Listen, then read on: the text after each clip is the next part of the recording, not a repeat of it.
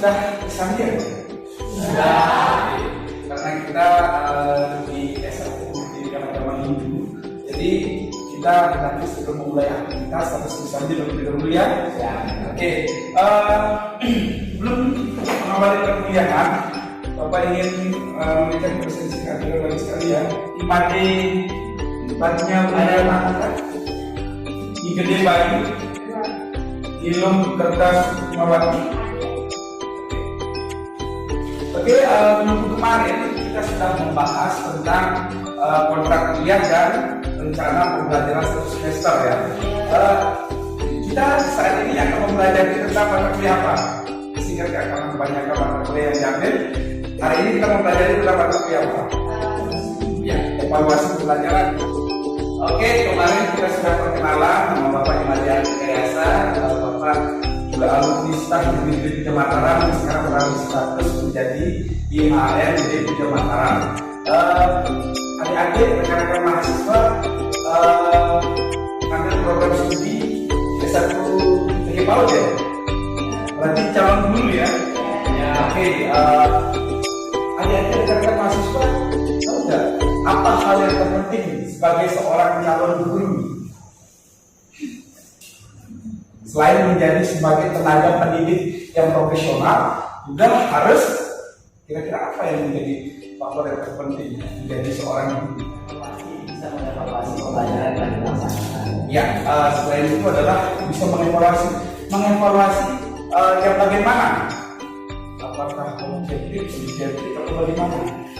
Orang guru itu hendaknya dapat mengevaluasi siswanya dalam bentuk bagaimana? Apa kaidah-kaidahnya? Ya, silakan. Menurut saya sebagai seorang pendidik itu kita harus objektif dalam memberikan penilaian. Ya, salah satu seperti itu ya. Jadi kalian tidak boleh membeda-bedakan. Oh ini anak teman saya, oh ini anak orang yang tidak saya kenal, bisa seperti itu. Jadi seperti yang dikatakan kita tidak boleh membeda-bedakan.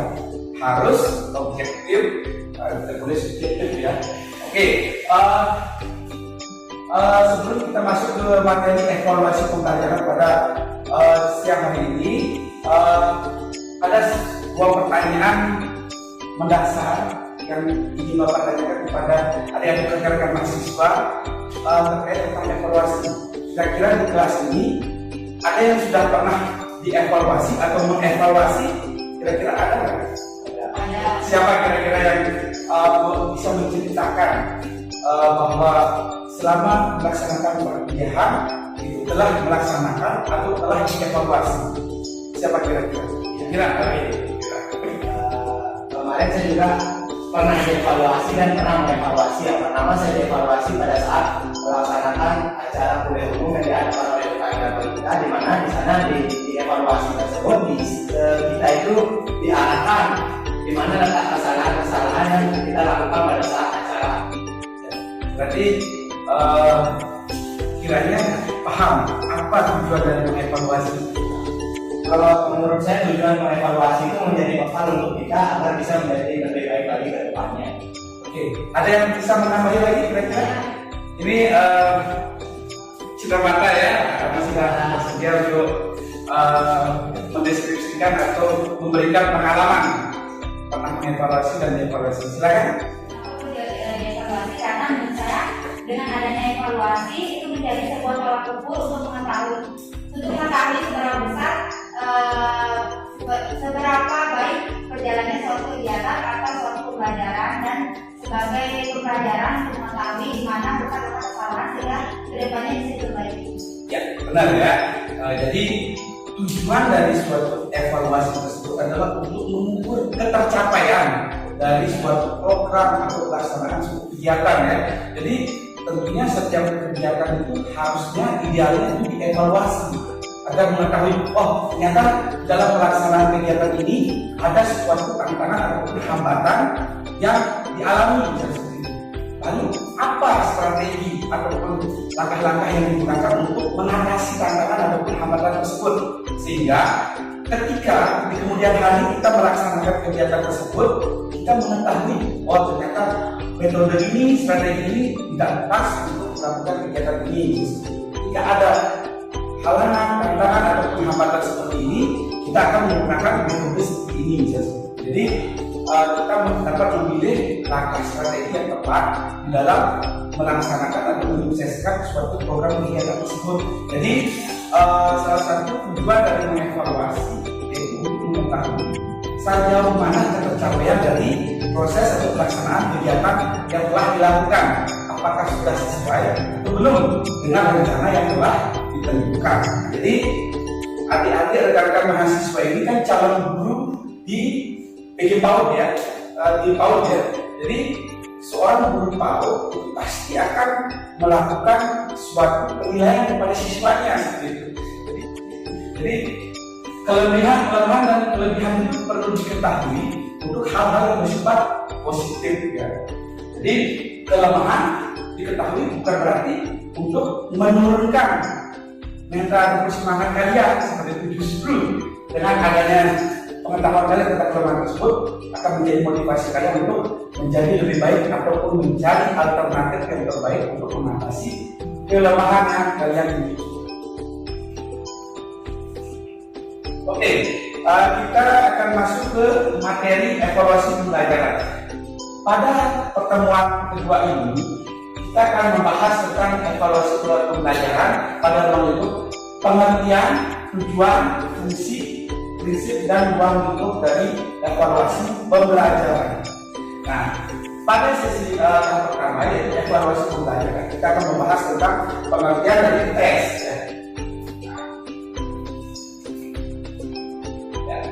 Jadi kita membahas tentang pengertian tes, pengukuran, penilaian, evaluasi pembelajaran. Nah, jadi rekan-rekan mahasiswa di sini ada yang paham nggak? Apa itu tes, pengukuran, penilaian, evaluasi atau evaluasi pembelajaran? Apakah kelima indikator tersebut merupakan suatu hal yang sama? Silakan. Menurut saya kalau dari segi pengertiannya berbeda, tapi kalau tujuannya sama.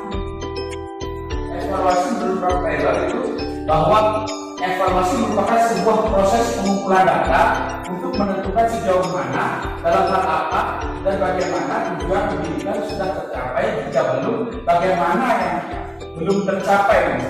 Jadi ketika adik-adik rekan-rekan mahasiswa itu sudah masuk di semester 3, itu hasil dari evaluasi itu dalam bentuk apa kira-kira? Ujian itu kan bentuk pengukuran penilaiannya, evaluasinya, ya penilaian ya. Jadi evaluasi itu dalam bentuk KHR. Nah, jadi apa fungsi KHR tersebut? Apa? Ayo coba ya. Ya? Bagi kalau berapa? Misalkan dalam KHR-nya dia satu semester itu dapat nilai kurang, penguasaan dia bisa dari sana dia mengubah agar dia juga terdapat ke depannya selanjutnya dalam nilai seperti yang sama ya. Dan sebagai tolak ukur untuk mengubah nilai dia jadi lebih bagus lagi Ya, untuk meningkatkan prestasinya. Ya, HS itu kalau di rekan-rekan mahasiswa juga bisa digunakan sebagai yang dikatakan dari oleh teman saudara-saudara sekalian Pak Rama bahwa HS itu digunakan untuk evaluasi untuk meningkatkan prestasi. Ya. Selain itu juga untuk mengetahui ketercapaian kalian sudah sejauh mana pemahaman kalian terhadap mata kuliah yang telah kalian tempuh selama satu semester tersebut. Kira-kira ada yang bisa memberikan saran tidak? Kenapa sekarang siswa itu tidak diberikan peringkat atau predikat lulusan dari siswa tersebut dalam bentuk ranking? Apa? Khususnya kepada siswa PAUD. Kalau menurut saya kenapa predikat atau predikat itu tidak lagi digunakan dalam evaluasi, karena predikat itu hanya terpaku kepada nilai berdasarkan pengetahuan. Sementara dalam pendidikan Indonesia punya pendidikan saat ini tidak hanya menekankan pada perkembangan atau perubahan kognitif, tetapi juga perkembangan tingkah laku dari siswa itu sendiri. Ya, benar ya, yang disampaikan oleh Cynthia tadi. Selain itu juga untuk agar tidak terjadi mungkin kesenjangan antara siswa A, B, C, dan oh ini ranking 1, ini berarti siswa pintar, ini ranking 2, ini dalam ranking siswa setengah, seperti itu ya. Jadi ini kita selanjutnya akan membahas tentang evaluasi pembelajaran sesuai dengan materi perkuliahan kita pada siang hari ini, yaitu evaluasi pembelajaran merupakan proses atau kegiatan yang sistematis, berkelanjutan dan menyeluruh dalam rangka pengendalian penjaminan dan penetapan kualitas, nilai dan arti berbagai komponen pembelajaran berdasarkan pertimbangan dan kriteria tertentu sebagai bentuk pertanggungjawaban guru dalam melaksanakan pembelajaran. Nah, jadi mengapa perlu dilaksanakan evaluasi pembelajaran tersebut adalah sebagai salah satu pertanggungjawaban dari guru tersebut, apakah dia sudah mencapai target ataupun pelaksanaannya sesuai dengan rencana-rencana yang telah ditentukan, apakah sesuai dengan kurikulum ataukah sebagai bahan pertimbangan nanti ketika telah diperoleh hasil evaluasi tersebut, maka seorang guru dapat menentukan, oh ternyata anak ini memiliki kelebihan seperti ini, yang si A memiliki kelebihan seperti ini. Nah, jadi dapat menyikapi, oh ternyata metode pembelajaran yang tepat untuk di kelas ini adalah menggunakan metode ini. Ya. Yang selanjutnya, tujuan evaluasi pembelajaran. Setiap kegiatan pasti tentunya memiliki tujuan ya. Kalian kuliah pun pasti memiliki tujuan ya. Jadi kiranya apa di benak kalian tentang tujuan dari evaluasi pembelajaran? Dari hasil penjelasan pengertian tersebut, apa kira-kira tujuan dari evaluasi pembelajaran tersebut? Nah, ya silakan.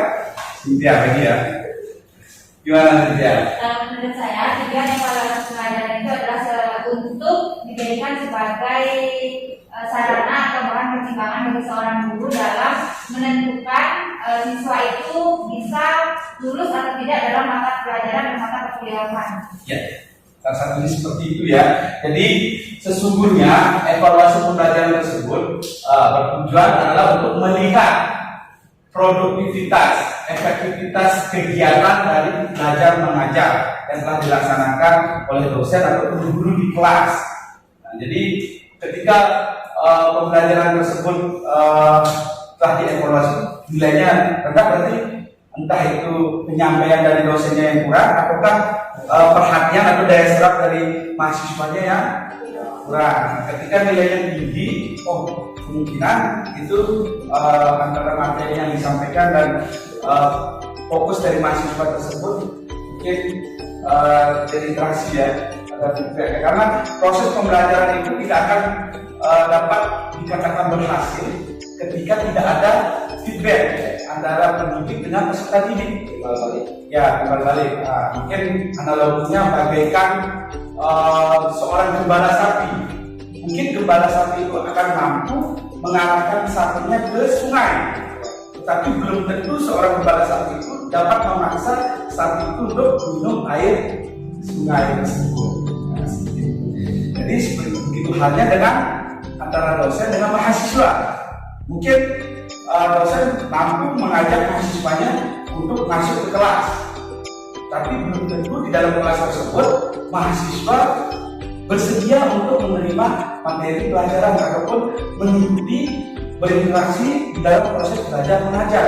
Nah, kegiatan belajar mengajar itu tidak dapat dikatakan berhasil ketika tidak ada interaksi. Jadi adanya feedback antara pesan yang disampaikan oleh si pemberi materi ataupun pendidik dan feedback dari peserta didik. Yang kedua yaitu memperbaiki dan menyempurnakan kegiatan guru. Nah, seperti yang dijelaskan tadi, ternyata evaluasi itu sangat bermanfaat, sangat berguna untuk memperbaiki. Oh, ternyata ketika saya melaksanakan pembelajaran di kelas PJ PAUD ini, ternyata materi yang tepat ataupun strategi yang tepat adalah menggunakan misalnya pembelajaran dengan sistem ceramah misalnya.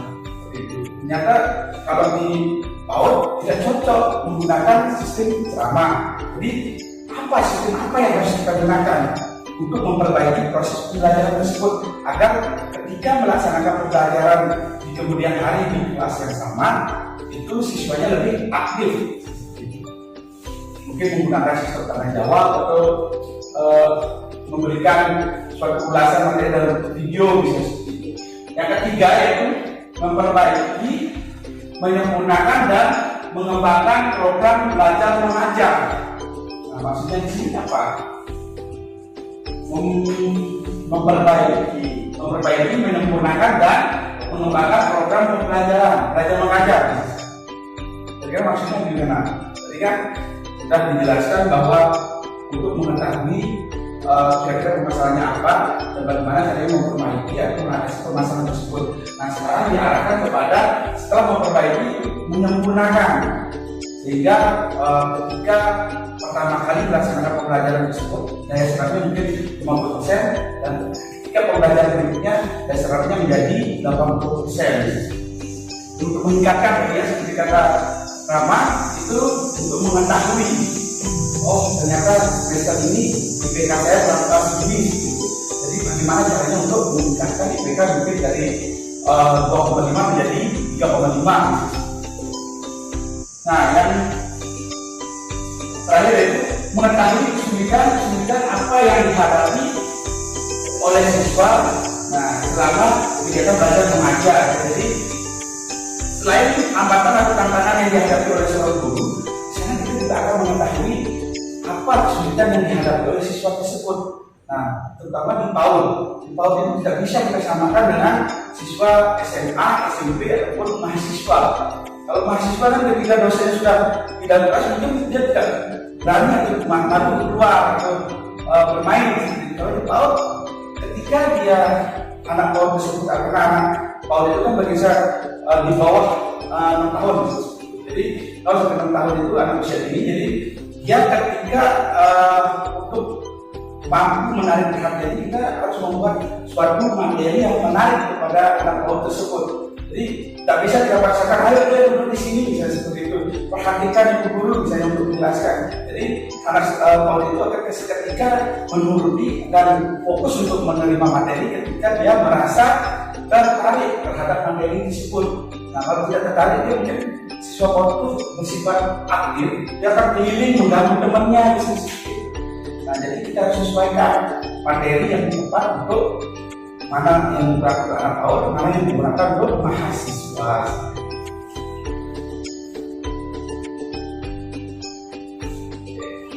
Ya, fungsi evaluasi pembelajaran ya. Tadi sudah tujuannya, sekarang fungsinya. Kira-kira apa fungsi dari evaluasi pembelajaran tersebut? Ada yang kira-kira fungsinya apa? Ini kan menjadi sudah sekarang fungsinya. Jadi sebagai sarana umpan balik bagi seorang guru yang bersumber dari siswa. Jadi untuk lebih baiknya ya dari tadi fungsinya. Ini sebagai materi utama untuk laporan hasil belajar kepada orang tua siswa seperti saya katakan tadi. Jadi rapor itu sebagai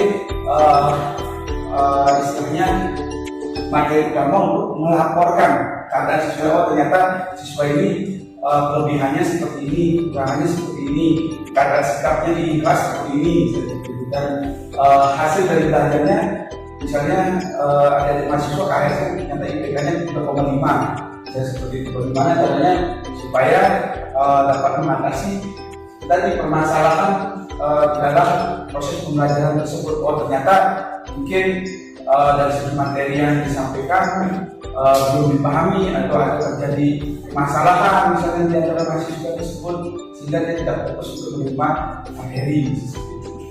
Nah ini sebagai alat untuk mengetahui penguasaan pengetahuan nilai-nilai dan keterampilan oleh peserta didik, aspek-aspek kelemahan peserta didik dan tingkat ketercapaian siswa, pengembangan belajar siswa. Jadi yang disampaikan tadi ya untuk mengetahui sejauh mana ketercapaian dari proses pembelajaran yang dialami oleh peserta didik dan untuk mengetahui kelemahan dan kekurangan dari kelemahan dan kelebihan dari peserta didik tersebut. Jadi tadi pada penyampaian awal itu Bapak memberikan semacam pertanyaan normatif dalam bentuk mendeskripsikan kelemahan dan kelebihan dari rekan-rekan mahasiswa.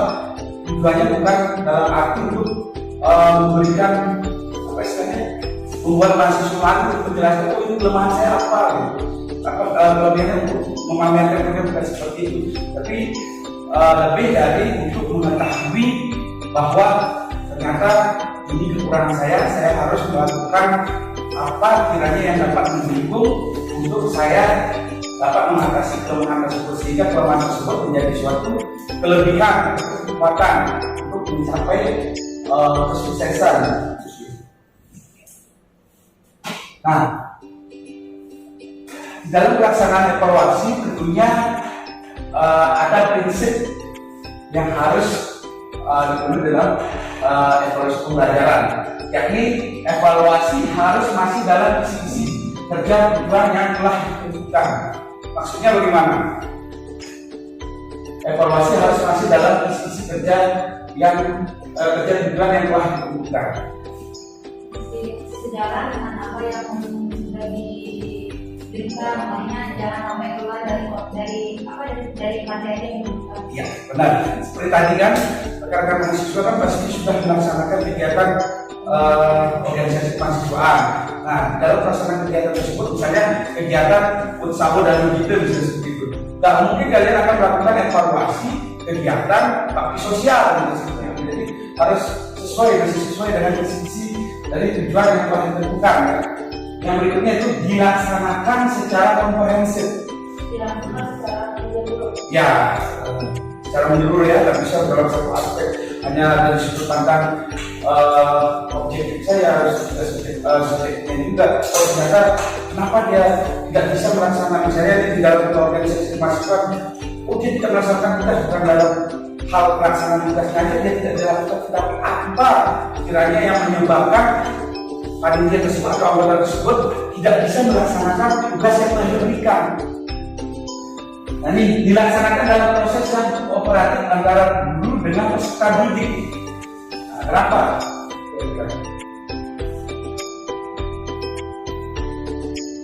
Kenapa kita harus dilaksanakan dalam proses yang kooperatif antara guru dengan peserta didik?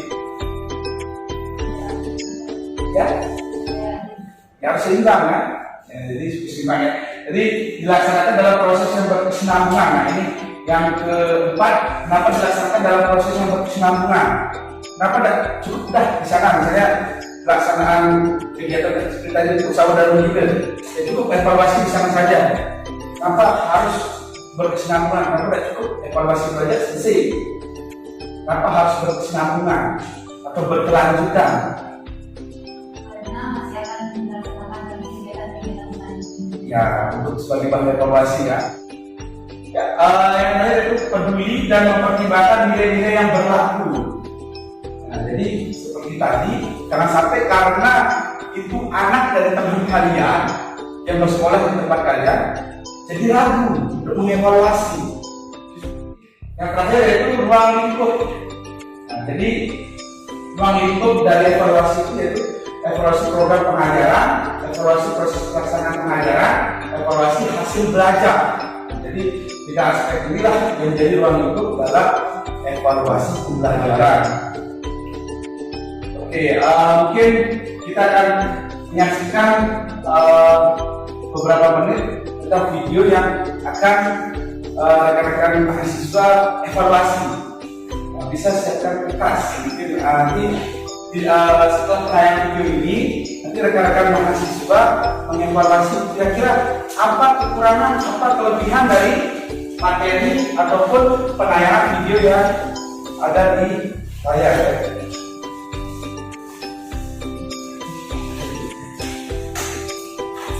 Oke, kita saksikan tayangan ini dulu ya. Nanti disiapkan kertasnya, silakan dievaluasi.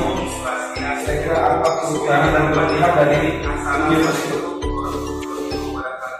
Salam, tamu budaya, salam kebajikan, selamat sejahtera bagi kita semua. Rahayu, rahayu, rahayu. Apa kabar rekan-rekan mahasiswa semuanya?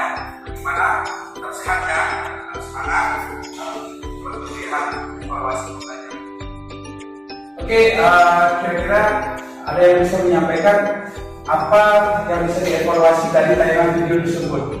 Apa kelemahan dan kekurangan dari video tersebut?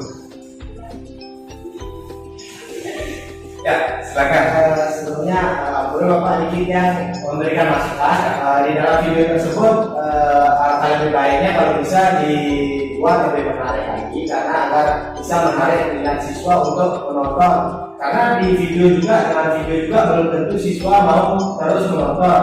Karena dengan video yang membosankan malah membuat siswa tidak mau menonton video tersebut dan tidak menghiraukannya. Tetapi dengan video yang ditampilkan lebih menarik minat siswa, maka di sana dia akan lebih semangat dalam proses belajar.